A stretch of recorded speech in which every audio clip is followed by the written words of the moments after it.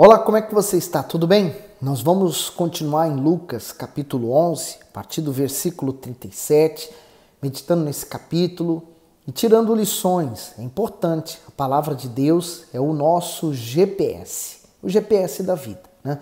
Hoje quase que ninguém vai sair para um lugar, né? Vai se destinar a outro.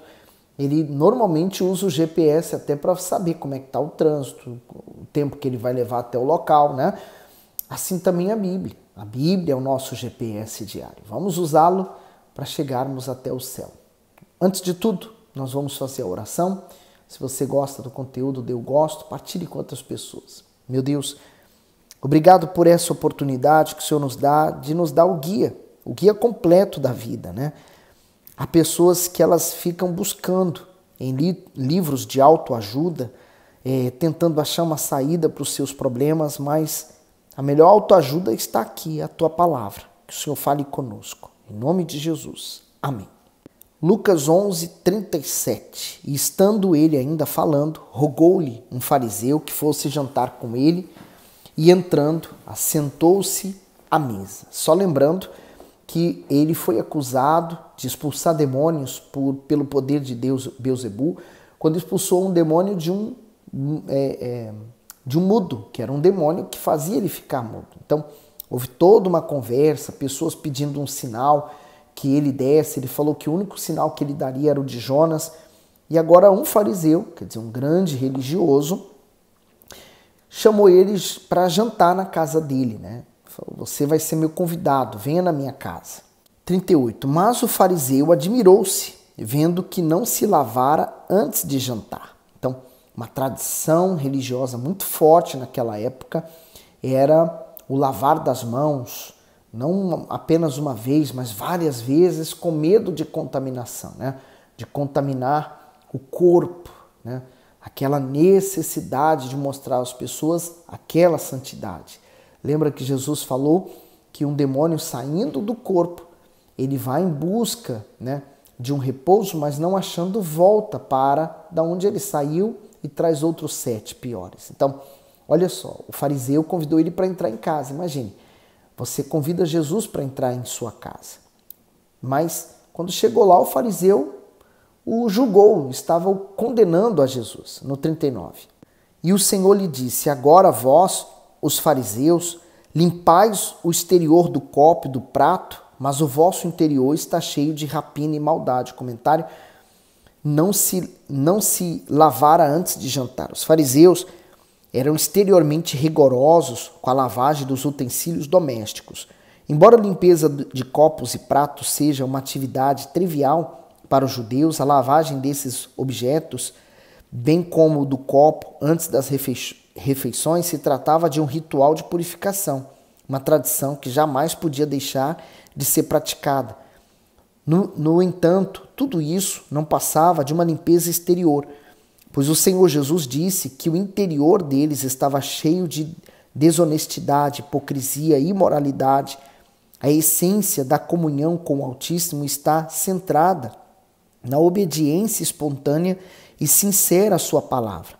Essa obediência nasce no interior e extravasa para o exterior, nunca o oposto. É insensatez manter o coração sujo diante de Deus e uma aparência de santidade diante dos homens. Então, lembra que quando o mal sai, a casa fica varrida e adornada, quer dizer, varrida e vazia. Então, eles tinham uma preocupação com o exterior, mas eles esqueciam que o interior deles estava sujo, quer dizer, atraía o mal para eles. Aí ele fala no 40, loucos, quem fez o exterior, não fez também o interior? Antes dá esmola do que tiverdes, e eis que tudo vos será limpo. Mas ai de vós, fariseus, que dizimais a hortelã e a arruda e toda a hortaliça, e desprezais o juízo e o amor de Deus. Importava fazer essas coisas e não deixar as outras. Então eles eram detalhistas em cumprir algumas cerimônias, né, ritualísticas. Por exemplo, na questão do dízimo. Jesus não condenou eles de darem o dízimo, mas eles davam o dízimo, por exemplo, da hortelã, da arruda, da hortaliça, quer dizer, das coisas mínimas, desprezíveis.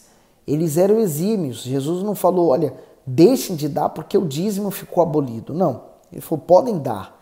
Mas ele falou, vocês desprezam o juízo, né? Ser justo com o próximo e principalmente ser justo com aqueles que estão numa posição inferior à sua. Amor e o amor de Deus, quer dizer, eles não se importavam com o amor a Deus, né? Eles queriam apenas, ou se preocupavam muito mais com a opinião dos outros. Sabe aquela pessoa que se preocupa, mas o que vão pensar a meu respeito? Mas e se eu parar para pensar, e o que Deus vai pensar a meu respeito? Também é importante. Então, importa fazer essas coisas e não deixar as outras, quer dizer, fazer tudo. Eu tenho que ser completo no que eu faço. No 43, ai de vós, fariseus, que amais os primeiros assentos nas sinagogas e as saudações nas praças. Então, acho que esse fariseu se arrependeu de ter chamado Jesus na casa dele. Acho que não deu muito certo, né? Porque Jesus estava expondo o que havia de podre dentro deles, né? Ele chamou e ele falou, o quê? Você não vai lavar o copo, não vai lavar o prato, as mãos? É uma coisa tão importante. Ele falou assim, olha, você faz isso, mas você deixa aquilo a faltar. Então, Jesus está mostrando para ele o que ele tinha dentro dele, né? Aí ele fala, né, ama os primeiros assentos na sinagoga, quer dizer, o destaque, né? Para serem louvados pelos homens, as saudações, né? Falando assim, ô senhor fariseu. Tem gente, por exemplo, que tem o nome dela, mas você tem que colocar antes do nome dela o doutora, doutor fulano de tal. Quem fala é o doutor fulano de tal. Então o doutor foi adotado dentro da vida dele. E se você não fizer, não chamar primeiro pelo título, há um problema. Então, felizmente, é um caso antigo, mas que vivemos hoje também, nos dias de hoje. 44. Ai de vós, escribas e fariseus, hipócritas, que sois como as sepulturas que não aparecem, e os homens que sobre elas andam não o sabem. Comentário, sepulturas que não aparecem. Os túmulos eram sempre marcados, identificados para os judeus. Tivesse o cuidado de não tocar neles, e com isso não se tornassem impuros. Porém, os fariseus eram como sepulturas invisíveis que contaminavam espiritualmente as pessoas sem que elas soubessem. Isto é, por dentro eles abrigavam pecados secretos como orgulho e hipocrisia, mas por fora vestiam-se de humildade e santidade. Por essa razão, esses homens eram verdadeiros abismos de impurezas para aqueles que ouviam seus discursos. De igual modo, muitas pessoas sinceras já caíram na fé por terem sido contaminadas por sepulturas ambulantes, ou seja, por pessoas que exalam o mau cheiro da morte espiritual.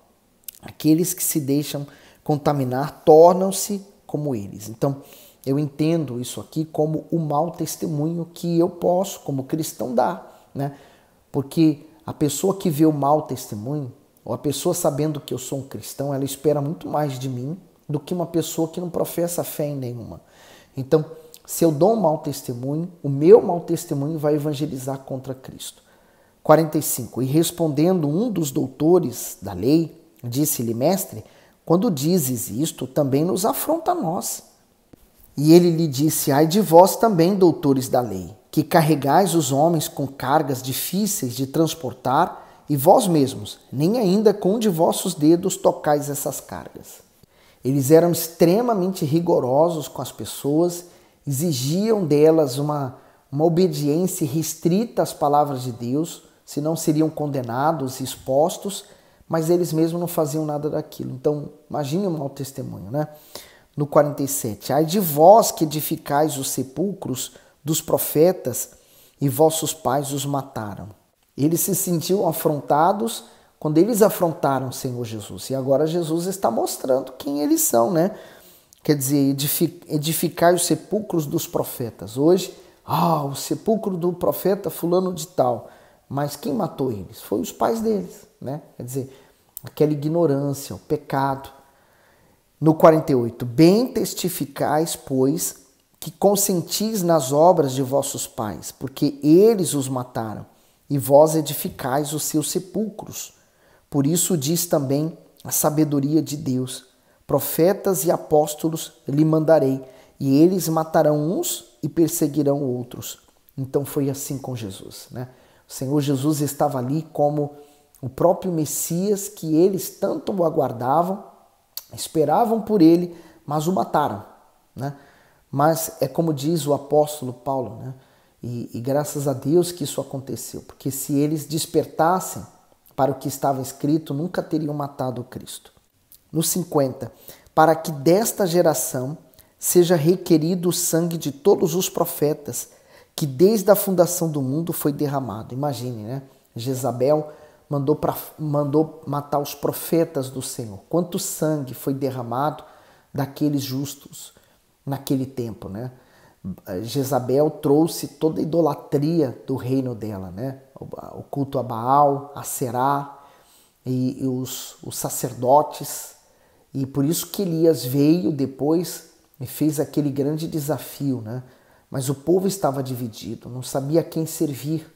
E assim é os dias de hoje. Quantas pessoas, por exemplo, servem ao seu ego, à sua vontade, servem aos seus desejos impróprios. Elas estão se servindo e elas esquecem-se de Deus. Mas quando elas mais precisarem de Deus, Deus não vai poder socorrê-las. 51. Desde o sangue de Abel até o sangue de Zacarias, que foi morto entre o altar e o templo. Assim vos digo, será requerido desta geração. Sabe? Nós não sabemos quem é esse Zacarias, né? Quem pode ser ele? Pode ser o do Velho Testamento, como pode ser o do Novo Testamento. Zacarias foi pai de João Batista, né? João Batista veio anunciando a vinda do Messias, mas acreditamos que possa ter sido do Velho.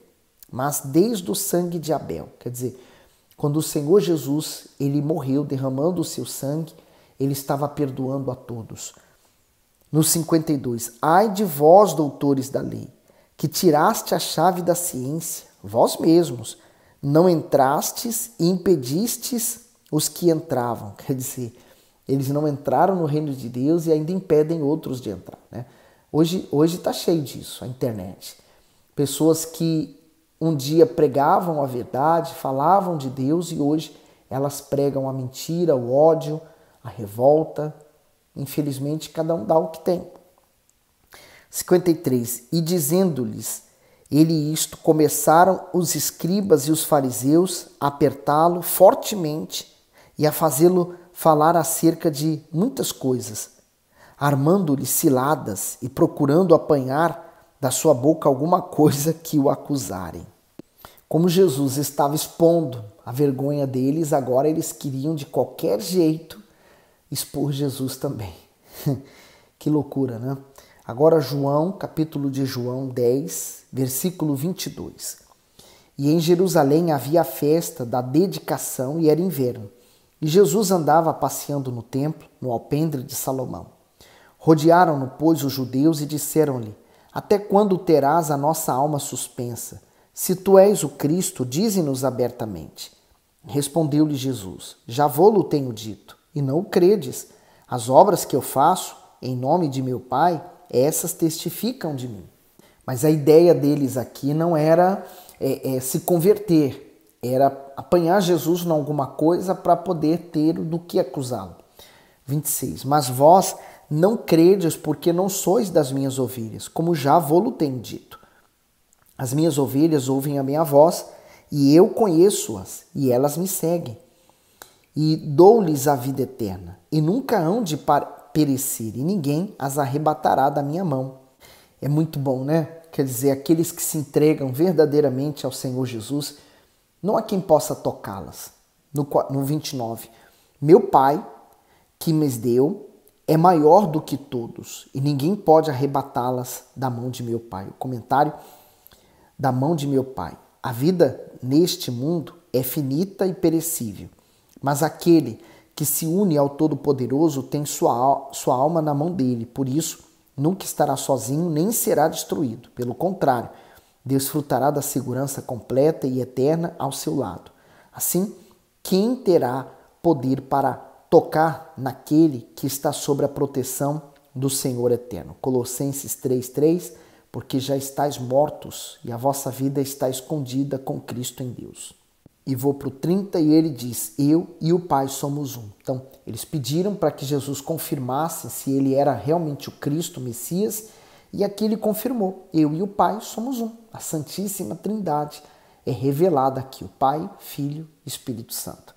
31. Os judeus pegaram então outra vez em pedras para o apedrejar. Veja que eles não queriam, saber da verdade. Eles, na verdade, estavam corrompidos e cegos e surdos.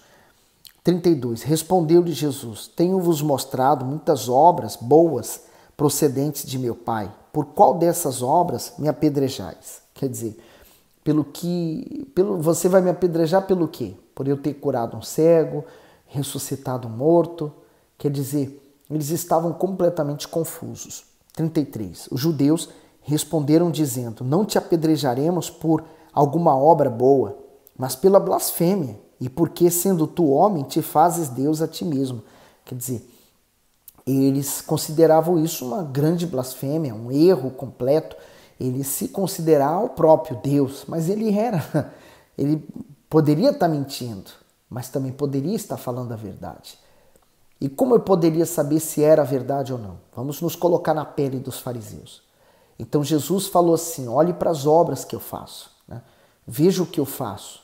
Mas eles não queriam um líder espiritual como Jesus, que falava para eles os erros, que dizia que eles estavam errados, que tinham que perdoar, que andasse mais uma milha. Quer dizer, esse Cristo estava errado. Eles queriam um Cristo valente, guerreiro, lutador, que viesse com uma espada e tirasse de lá Roma e viesse governar em todo Israel e fazer o que Davi fez, um reinado próspero. Grande ilusão, porque a vida nessa terra dura pouco. 34. Respondeu-lhe Jesus, não está escrito na vossa lei? Eu disse, sois deuses? Pois se chamou-os deuses aqueles a quem a palavra de Deus foi dirigida, e a Escritura não pode ser anulada. Aquele a quem o Pai santificou e enviou ao mundo, vós dizeis, blasfemas, porque disse, sou filho de Deus. Se não faço as obras de meu Pai, não me acrediteis. Ele citou um versículo de Salmos em que Davi profeticamente diz, vós sois deuses. Então, quando ele fez isso, veio à memória deles esse versículo, Jesus fez questão de lembrá-los, para que eles pudessem falar assim, realmente, ele só citou uma palavra que está escrito na nossa lei. No 37, se não faço as obras de meu Pai, não me acrediteis. Mas se faço as obras e não credes em mim, crede nas obras, para que conheçais e acrediteis que o Pai está em mim e eu nele.